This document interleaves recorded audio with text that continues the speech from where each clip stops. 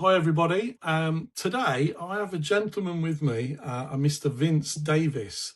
Now, most of you will probably be aware of what Vince has done for the carp industry, but you probably won't be aware of who he is. So, without further ado, Vince, welcome to Talking Carp Magazine. Good to have a chat with you. Hello, thank you for having me on. Absolutely our pleasure. So, as I say, most people, as soon as I mention the name The Big One, will obviously straight away think, oh, wow, I've been there. But I doubt very much, very many of those will know that you're the man behind that incredible carp show. Probably not. I had a tackle shop in Staines for 25 years.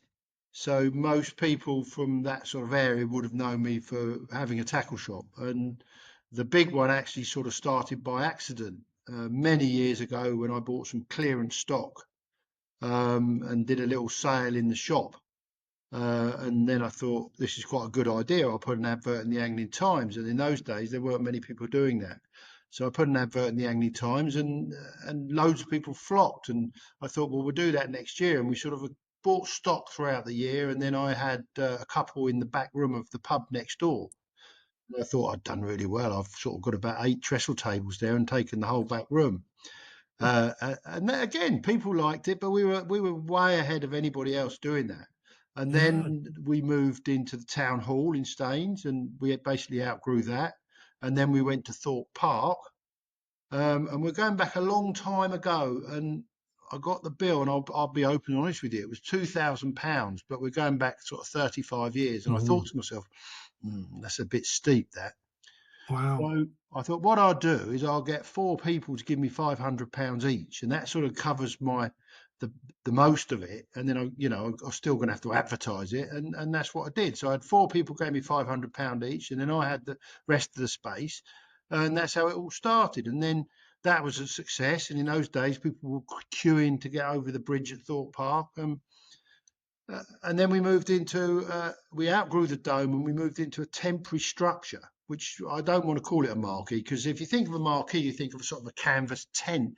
This is the Yeah. solid sided sort of real semi-permanent structure that they would use for a temporary airport and things like that. So it was a significant building, and we basically, so then it turned from just me trading and selling product to getting more and more exhibitors. And in those days, there was lots of retailers and lots of different companies, and people don't believe me, but I had a phone call from a chap called Danny Fairbrass that made leads, and could he have a trestle table to sell homemade leads? And that's a true story. Wow. Yeah, so that's how long I've been going. Um, and it just grew and grew and grew, and then we got a lot of people selling a lot of product, and the customers absolutely loved it. But we needed to get more of the manufacturers on board. We wanted to get Shimano, Daiwa, all the big players, but it had a reputation of being a car boot. And they said, we don't want to associate with a car boot sale. And I thought, Right. well, it's a shame because all the stuff that's getting sold is actually being sold to the retailers by you, and they're selling it. Mm. So we had to get across that. And I say to people, it took me 25 years to be an overnight success. So slowly, the manufacturers couldn't ignore it. And we actually did a manufacturing section at one end of the structure and retailing at the other end. And guess what happened? Everyone was at the retailing end. Mm. So the way it worked in the end, we mixed it, and there was lots of politics involved. Okay. If Shimano were there, they would say, "Well, it's not fair on that dealer because they're both my customers, and they're going to undercut each other." So we sort of tried to work it that, you'd sell them reels and them rods, or if it's bed chairs to one company, bivvies. So Yeah. we tried to grow the show in a way that everybody did okay. Um, and slowly but surely, we got the entire industry behind us, and it wasn't just a carp show; it was a general show. Mm. Okay, we weren't strong in sea fishing and we weren't strong in fly fishing, but we were strong in match fishing in those days. Um, and also, there's a big crossover when people say an out and out carp or an out and out. There's lots of people that just go fishing, Yeah. and they might buy a barbel rod or they might try a bit of lure fishing. There is a big crossover, and people just used to, they phone me up and say, "Oh, we can't book the holiday. till I know the date of the show, because it was that important to them. And they all their Wow. mates from all over the country, they'd meet up, so without blowing my own trumpet, it wasn't easy. It was bloody hard work and lots of Mm. stress. And it was born not to make money. It was born purely, as I say, I bought some bankrupt stock, and it just escalated. And that grew into the big one. And at the time, there was DHP, David Hall Publishing, that owned quite a few magazines. It would have been Advanced Carp, Total Carp. They owned a trade Yeah. magazine. They owned some match magazines. And there was Bauer, which were the owners of Angling Times. And at the time, they Yeah. had Carp Feed and a few magazines. And they both expressed an interest in purchasing the big one, for the reason that obviously magazine sales were plummeting at an alarming rate. Mm. And I'd put all my effort and hard work in it, and I had a partner at the time, and he was getting on, and we said, you know what, this is the right time to sell. And we did a deal with Bauer, the people that own the Angling Times, and they bought it. And then when you sell a business, you have a handover period of a couple of years, Yeah. and within 6 months of selling it, COVID hit. And everyone said, "Oh, I was Wow. the luckiest bloke in the world. How did you know that was happening?" No one knew that was happening. No, Um, no.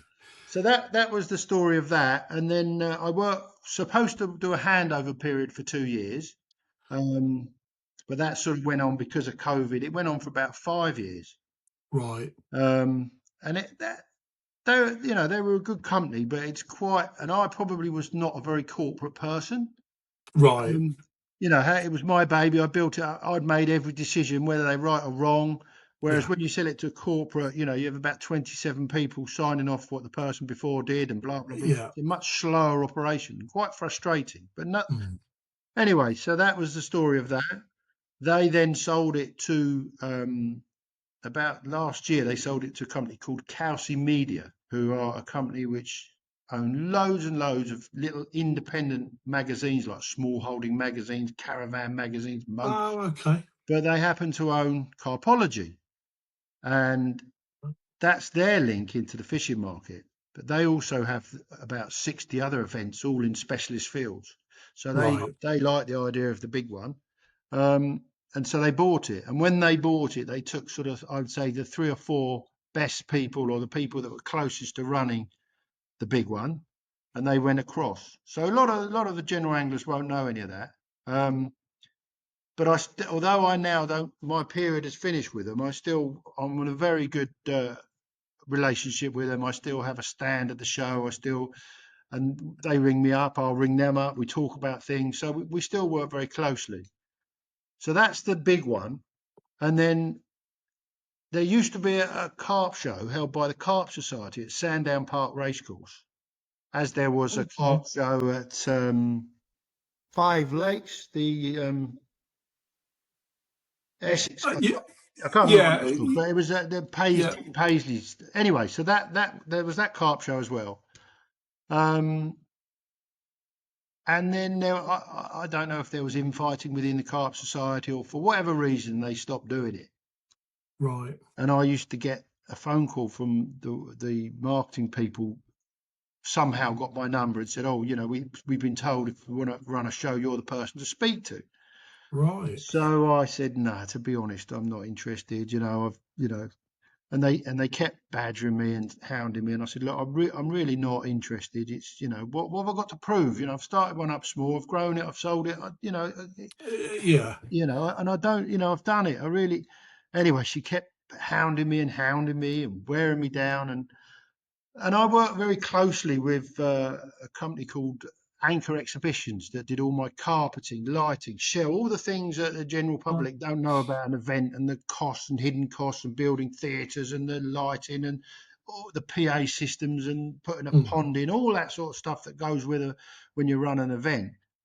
And the boss of that company, knew I was talking to them, and he said, "How are you getting on with Sandown Park and the Carp Show?" And I said, "No," I said, I'm talking to him, but I'm not interested. He said, why not? I said, because there's a lot of work behind the scenes. It's not a Mm. one-man job. I said, I like selling stands. I can help sell tickets. I can talk to the public. I can tell you what's going on. But it's all the admin. And when you've got to send out exhibitor packs and risk assessments, and you go have all the forms back, health and safety. I said, it's just grief that you don't know. And he said, well, I've got an office which isn't that busy that time of year. How about we go in 50-50? I do all your carpet, electric lights, provide you with the office. And I Ah. thought, oh, go on then. So, like a mug, I went in at the deep end again. But I would not have started a show clean and fresh if there hadn't been an existing show being run there for 10 years previously. Right. So, because I thought, well, if I do a show at Sandown Park, the first thing people are going to say is, oh, the carp show's back on. Mm. And that was my logic behind it. Yeah. And so that's how the Winter Carp Show was born. But it was also with total permission of the big one to say, this is what I'm going to do. Are you happy with that? And if they'd have said no, I wouldn't have done it. Was there a clause when you There was a sold it? clause, but Yeah. but we were outside that period. Yeah. And I did even took it to them and said, look, would you like to take this on? But because they're a big company, they didn't want to, so they were a bit risk averse. So they said no. And I said, do you mind if I do it? And they said, fine. Right. Okay. But having said that, it's not plain sailing whatsoever because it's only 3 years old. So the Mm. first year you get a bit of goodwill from people, Yeah. which I did. But then if you don't get the footfall, which you're never going to get first year, the second year you won't get any goodwill because Yeah. people are Yeah. only going to lose money once. Second year was better. Third, this year is going to be even better. Right. It's all about there's 15, 20 large manufacturers that will all be sitting on the fence to see how it goes. If it goes all right, we'll come next year. Yeah. But it doesn't help you in the year you're in, if you see what No. I mean. No. Of course. So I have been, in the little articles I've written, and I have gone on stage at both the two shows we've had, and I have really thanked the customer, for paying 12 Mm. and coming and supporting the show, which is absolutely not where we want to get it. And I do appreciate, and it will take 5 years. But already this Right. year, I've got more exhibitors. And last year, the word got out that it was quite good. So more will come and more will come, and it will grow.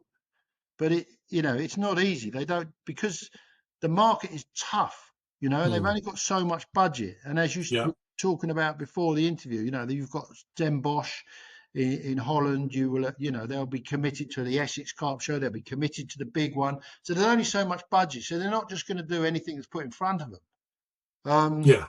So you've got to prove yourself by, running it efficiently, keeping my prices down, trying to, give people. I know what exhibitors want. They want to be able to load easily. They want to get to loading doors. They want as much help as possible. I know the requirement. They want free tea Yeah. and coffee on build-up day. Only little things, but all those little things together help you have a good show. And the same with the customers. I know sort of what they want. And the only criticism I've had of the Winter Carp Show is people saying, "Oh, why? For example, why aren't Nash there, or why aren't Ridge Monkey, or why aren't Shimano?" Yeah. As if I hadn't thought of them, you know. Yeah. Yeah. Yeah. You'd like forgot to invite them. Yeah, of course we want them there, and the only way we'll get them there is by them seeing a good footfall and getting Mm. good feedback from the other exhibitors that have supported it. Um, so, in a nutshell, that is the history of the Winter Carp Show, the big one. My life as having a fishing shop for 25 years. And the other thing you Wow. asked me is obviously I'm a carp angler. Well, I'm absolutely not a carp angler. I'm a match fisherman. I do a little bit of pike fishing. I do a lot of fishing abroad in Kenya. Oh Um, wow. Carp fishing, I don't really do any, because unless you count, these commercial puddles, which we Mm. don't. So I'm a complete novice to carp fishing, but I still know that the requirements of the exhibitors. I was dealing with all the carp, manufacturers when it was the big Yeah. one. So, but I would never try and bluff anyone and tell them I'm a carp fisherman because I'm certainly not. You had a couple of years at Stoneleigh, Well, which Stony. Stoney's a different kind of venue, isn't it, to Sandown and Yeah, um, Stoneleigh was it's a lovely venue. Really like the venue. They're good to work with. Very central, mm, and a lot more match anglers. A lot Right. more. So when we were running Stoneleigh, it was what we would call more of a match show as opposed to a carp show. We would have had Matrix, Preston, Guru, all the match brands, Oh, okay. Arbolino, Sensors, lots of little independent companies selling pole floats. Dave Harrell selling. I don't know if you know all these brands, but Yeah, Dave Harrell. Yeah, yeah. these are all your match brands. Cadence selling. You know, so that was very much a match show. Um, but then I can't remember the Rather Outdoors, I think they're called, a company that bought Fox, Avid, Preston Innovations, Oh, Matrix, okay. are now Yeah, all owned by a big company which is American. yeah. And they made a decision not to do shows, Ah, okay. which is not a long-term decision. It might be for 2 years, 5 years, Yeah. whatever. But whoever decides in America what they're going to do, they're not going to listen to little me saying, I think it's a good idea, you should exhibit. But you cannot have a show that's supposedly a match show in the heart, or I don't think it'd be right to have a match show that didn't have basically Preston and Matrix, the two Yeah, brands yeah. in Guru. So it the art, yeah, it's a shame, and I would probably happen. Sad as I am, I would happily do a show there if I could get the full backing of all of the right Mm. manufacturers. But Yeah, yeah, because I wouldn't do it. it's quite a nice venue, isn't it? It's a bit of a unique kind of because you've got the outdoor and the indoor bit that kind of marries in quite well, doesn't it? No, no, Uh, it is a lovely venue. mm. What would you have you got any plans to expand to sort of go more north than the Midlands? You know, like obviously we've had the No, Northern Angling Show for a no, few no, years, no, and no. I'm going to keep it that as I say, I didn't really even want to do this, so I'm not going to. right, Rather than I'm not, I'd rather just try and tune this one, make it nice. Um, just build on this. I don't want to take on the world anymore. yeah, because the venue that you use at Sandown is that quite new? Is that exhibition area? No, they've redone, Oh, the okay, hall up, and it's got a new floor. It's an exhibition floor, and it's quite, it's a nice venue, and they're nice people to deal with, and yeah, they're pleasant to deal with, and you feel they value your custom, which is nice. so yeah, so in terms of you're quite happy to expand the Winter Carp Show then, but you're not really looking to No, expand the show business as such. no, no. Been there, done that. I want to, yeah, I want to do less, not more.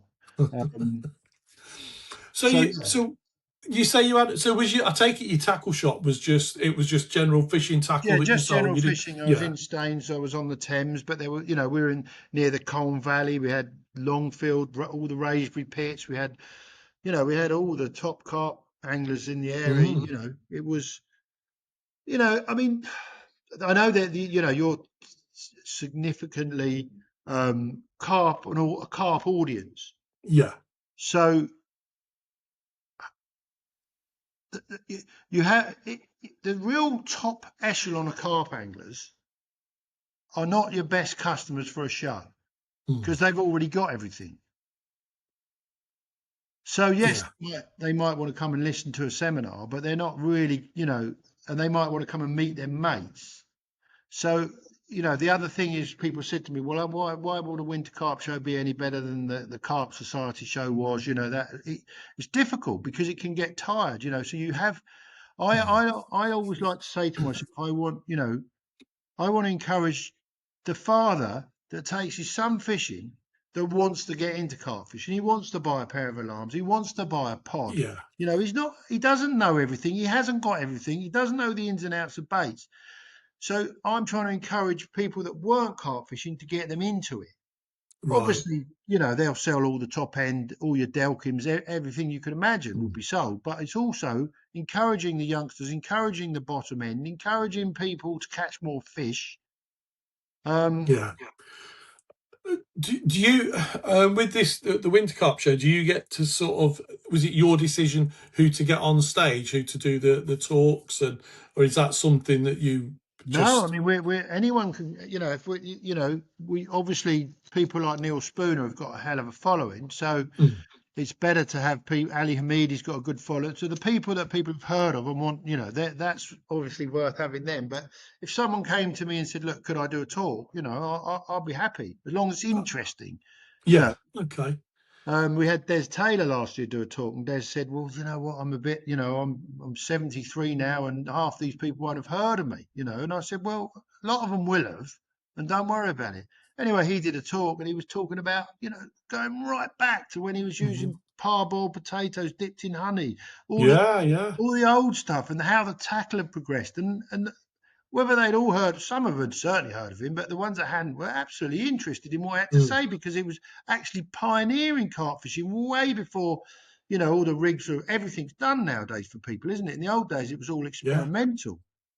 Yeah, absolutely. I mean, I actually was fishing in those days. I remember quarter of a new potato dipped in Yeah, in molasses or yeah, and things like that, and making scorched pellet with mixed with sardine and molasses to make a paste. And yeah, funnily enough, I do have this conversation with quite a few of the sort of the pro anglers, the ones that the full time anglers in the carp world, but we talk more about now and the technology, the future, the debate around bait boats and drones and all that kind of thing. But yeah, I think the history is something that I do think there's an interest there. I think people do, and having somebody like Des Taylor on the stage, but like you say, the modern day people that the true celebrities like Mr. Spooner, for example, um, and Ali as well. They are a big draw, and I suppose that's what you need to look at. In terms of venue size, one of the criticisms you often hear about, not just necessarily carp shows or fishing shows, but parking and stuff. But Sandown yeah. seem to have that well covered, don't they? Parking is not an issue at Sandown at all. Yeah. There's plenty. It's full. The parking's free. There's ample parking. Um, yeah, if you're disabled parking nearer, it's a nice venue. Uh, And what about tickets and stuff? What is that? Just an online purchase? Yeah, you can Will you just have tickets on the day as well? we have tickets on the day, but we sell a lot of the VIP tickets, which are a bundle we've done with Corda and with Crafty Catcher. So if you just go onto the Winter Carp Show website and look at the ticket options, kids are free, so under 16s are free of charge. Oh wow, okay. Um, Adult tickets are £12, and then we do an option of the VIP tickets, which go very well as well. So. And tickets are selling well. We've got the bar open this year because there was a bit of people saying that's a shame the bar wasn't open last year. So the bar's open. Oh Um, right. so yeah, it's got a nice feel about it, a nice vibe, and it's a month to go. So it's quite exciting. Yeah. So how in the time sort of period? I mean, I guess you started planning this show from the finish of the last one. Is that right? Is it Yeah, I mean, or a lot of the stall holders will say I want the same stand, so they'll book the same stand, same position, or some will go bigger. yeah, So, and then you just then once you've taken the booking, yeah, as I said to you earlier, I want to thank the exhibitors that have supported the first 2 years because they're mm, not going to be the best 2 years, certainly. So they deserve some sort of gratitude and thanks and offering them the same position and don't put their price up until we get the yeah. show up really up and running. So the first thing we do is look after those exhibitors, and then once they've all booked in, then we go out with a floor plan to sell the rest of the space. That's so.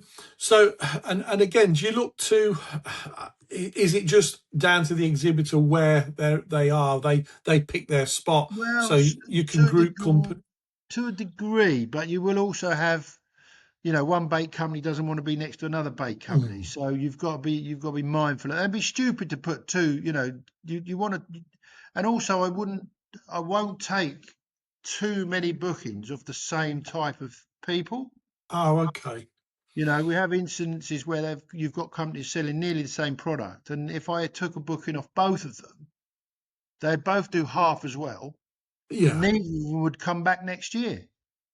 So you yeah, might yeah. support one and say, look, you supported me from the beginning. Not, I want to say I can't let him in, but I'd rather support the ones that support me. I want them to do well. I want Mm. them to make profit. I don't, that's the only way they'll ever come back. So that's sort of philosophy. on the actual day, I mean, obviously the build up now, we're probably just over 4 weeks away.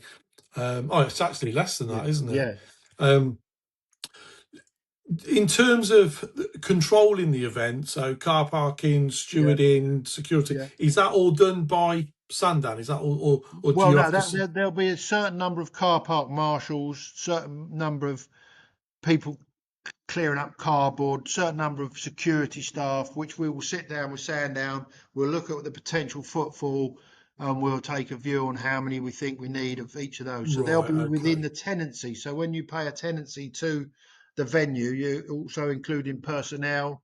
Oh, Your okay. St John's ambulance, your first aiders, all those things that people haven't got don't realise. Not they haven't got a Oh, clue. They just why would they think about it? You just yeah, no. accept it. Um, and then my biggest other bugbear is catering. All my life I've fought with caterers.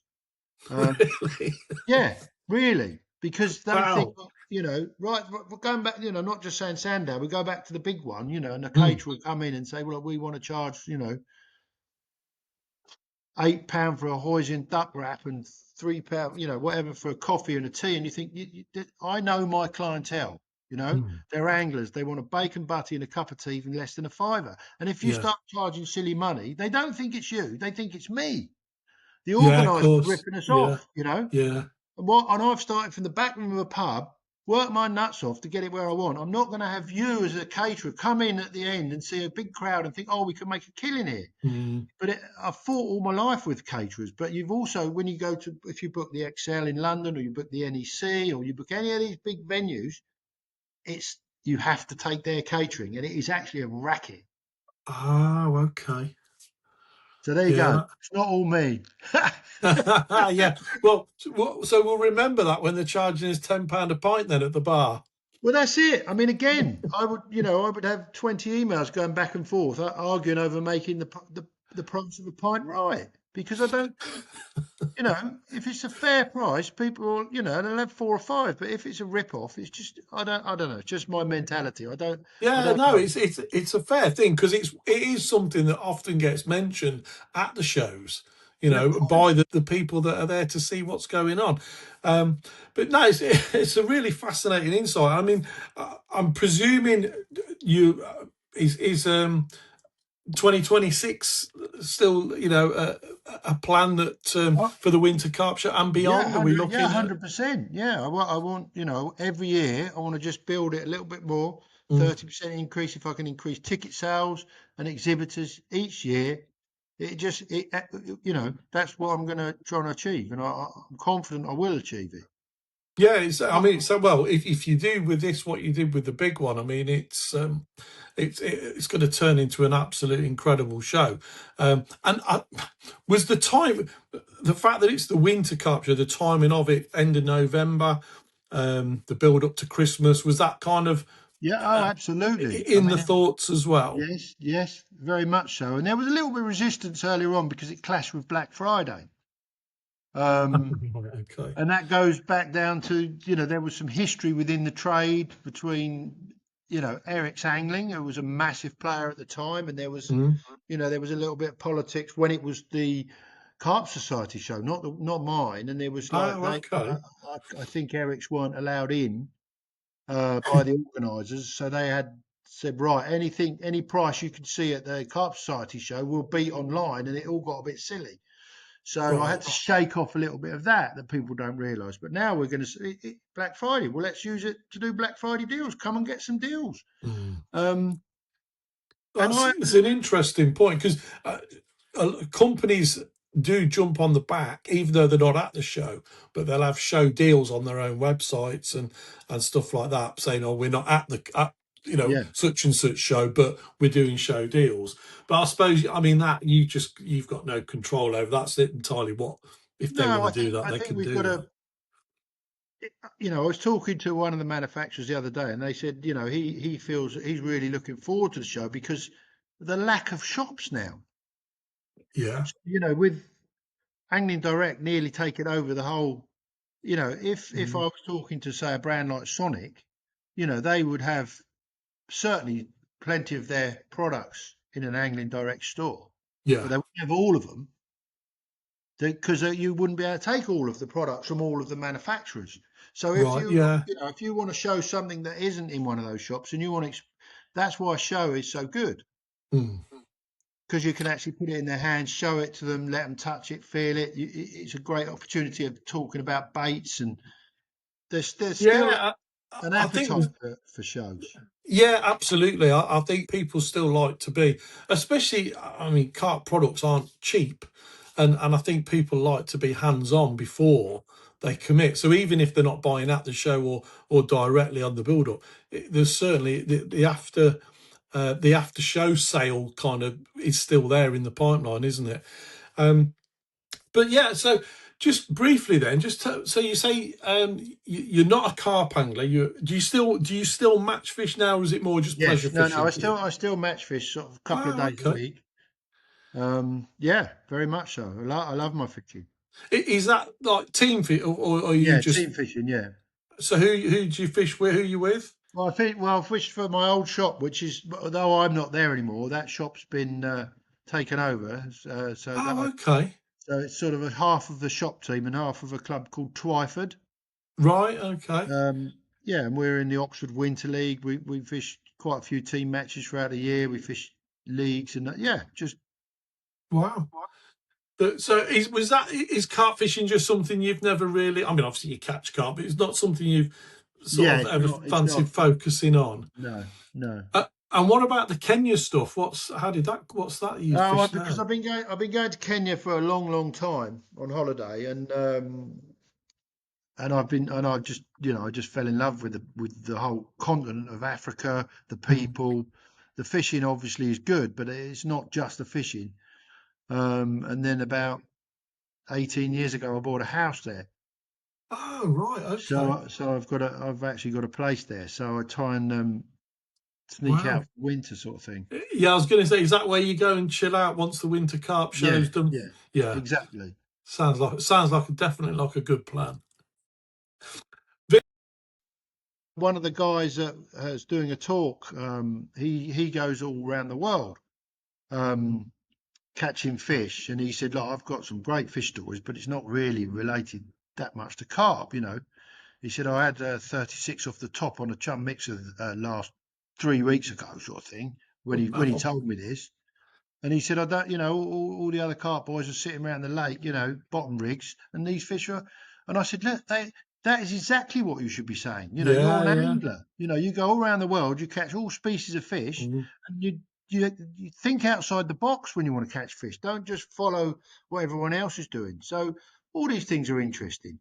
So we don't want to make it elitist. You don't want sort of people going on stage that are fishing places that the average man can't afford to go to. Yeah, yeah. That is I'm very conscious of that.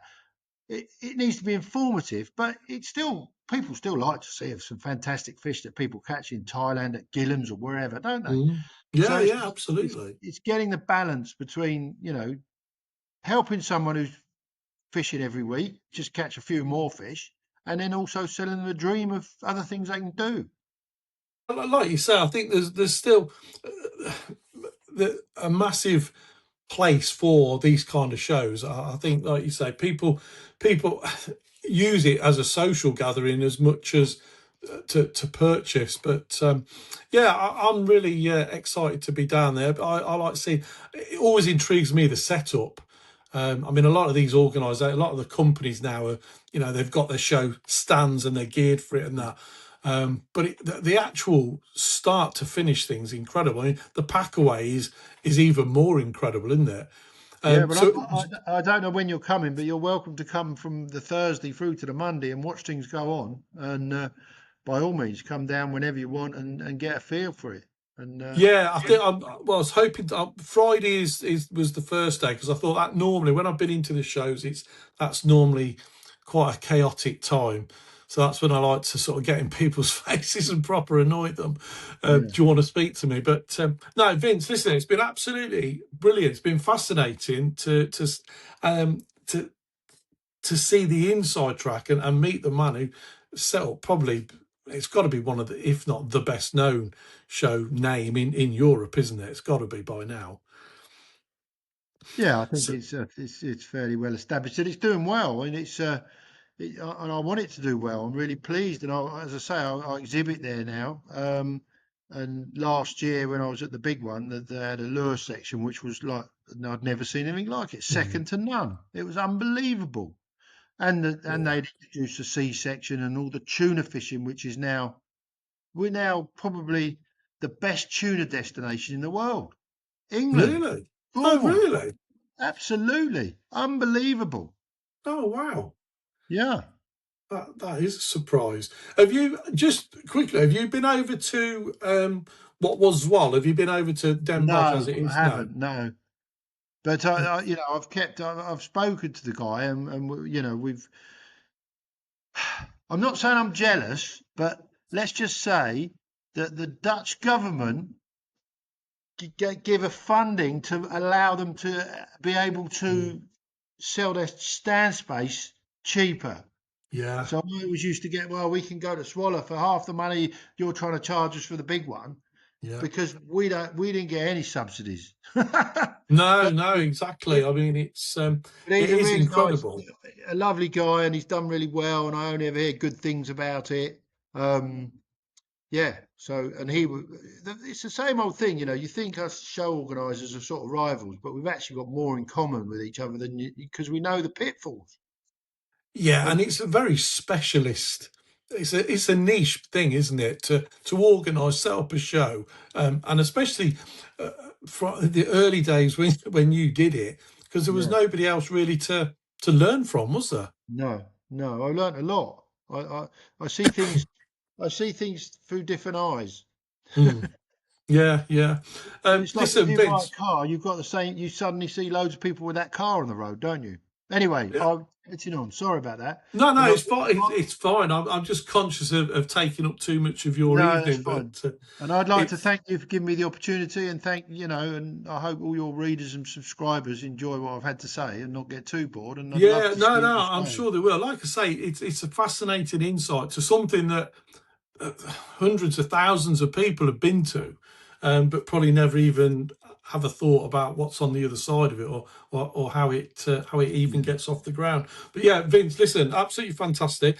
Perhaps once the show's done and you're a bit more relaxed, we'll have a catch up, just an update of how everything went from your perspective, and look forward to 2026. lovely. All right. Thank you very much. Brilliant. Thanks, Thanks a lot. Vince. Bye. Cheers.